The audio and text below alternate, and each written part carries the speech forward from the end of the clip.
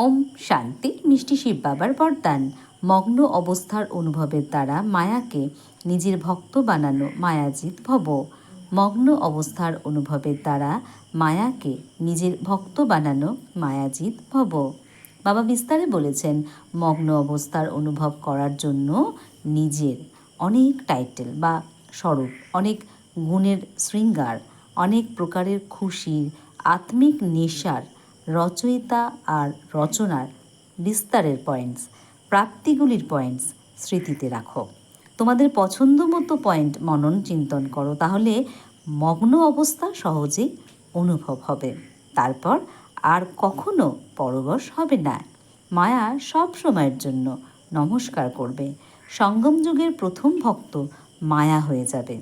যখন তোমরা মায়াজিৎ মাস্টার ভগবান হবে, তখন মায়া ভক্ত হয়ে যাবে। ওম শান্তি।